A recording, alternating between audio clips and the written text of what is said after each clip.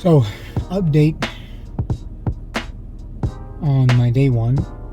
I didn't get to really talk about like where I'm currently at or anything like that, but right now I am at 131 pounds.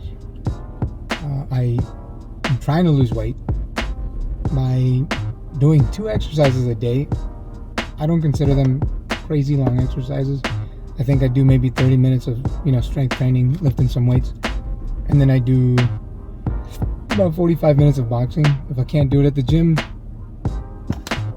I'll do it in the backyard. I don't really own any equipment, so I'm going to start doing some sort of makeshift boxing equipment. I think is the best idea. Maybe go buy a rice bag and then tie a rope around it and use that to practice dodges and things like that. And then as for a punching bag, I have no idea what I'm going to do. I think I'm just going to go buy a teddy bear and fill it up with sand or something. I am also checking daily my blood pressure and things like that, because some of the medication I take does really affect it. And as far as I can tell right now, I'm at about 132/88, and not where I want to be.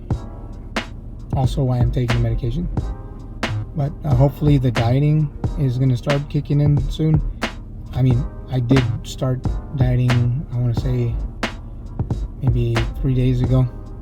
So in reality, I would think with time we're going to see the proper results. And for now, well, we'll deal with what we have. But I feel really good. I actually just finished boxing. Did about 42 minutes, 3 rounds of shadow boxing, 3 rounds of hitting the bag, and then 2 rounds of hitting a speed bag. Something that I really need practice on. I am dying on the speed bag.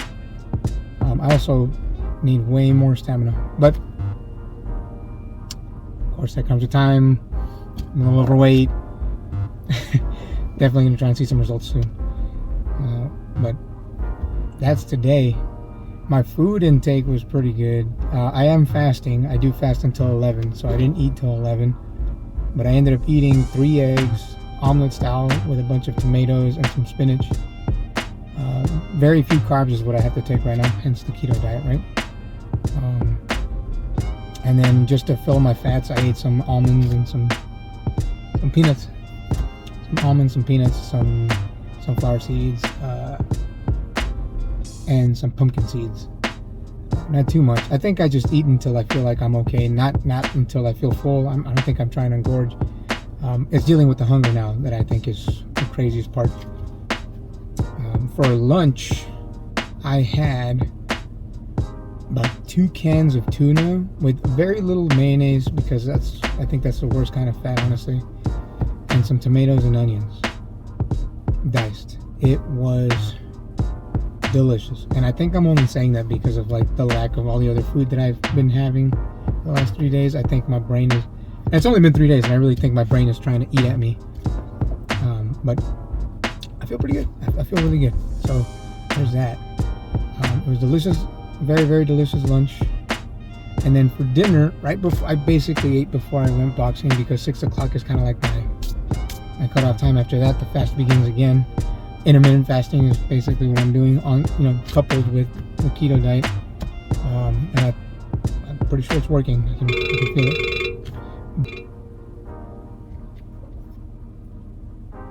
Intermittent fasting is basically what I'm doing, right? And it seems to be working. I think it's working, So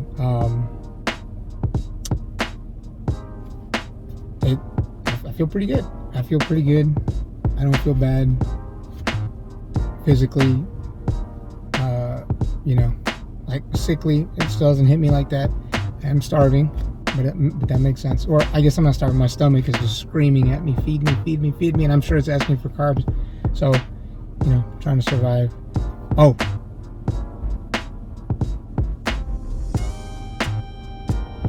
like I was saying prior, basically what I did was I ate before I went to the gym, and what I had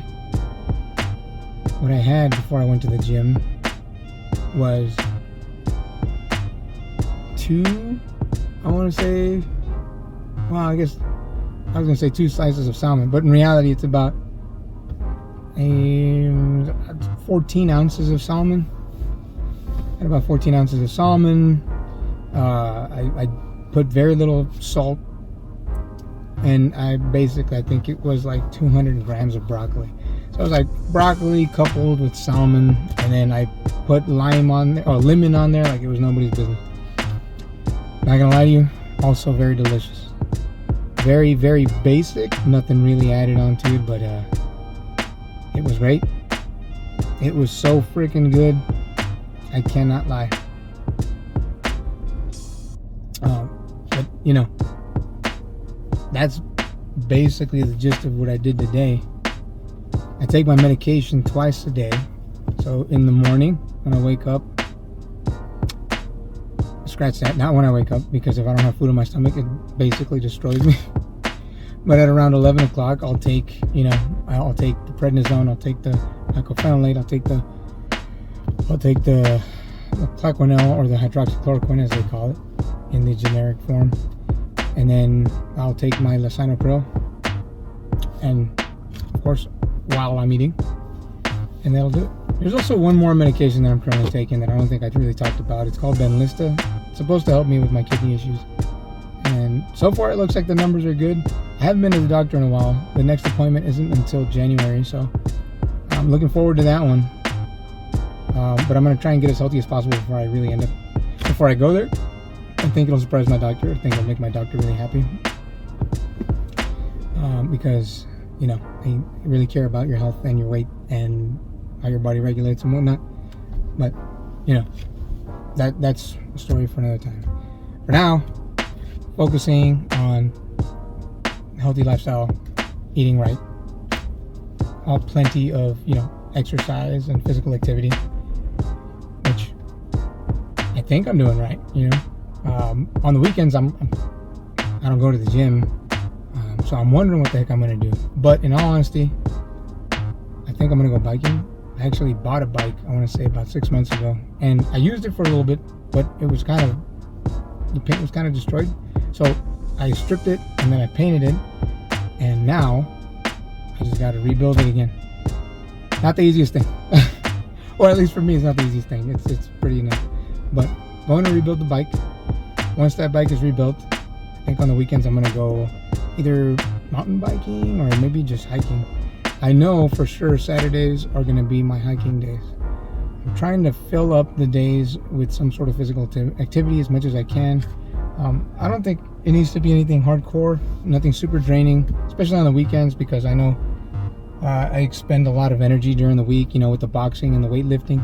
On the weekends, I think I can take it a little calmer. A hike would be nice. Biking would be nice.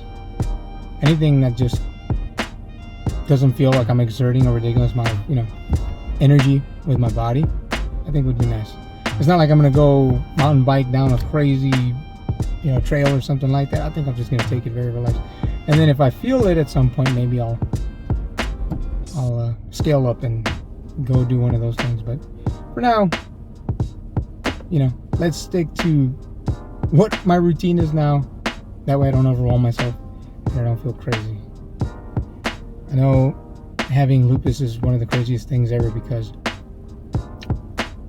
one day you could be fine, and then the next day maybe you ate something, maybe you did something, maybe you were in the sun for too long, and it can flare up, and then all of a sudden, you know, your day can be ruined. For me, it takes many forms.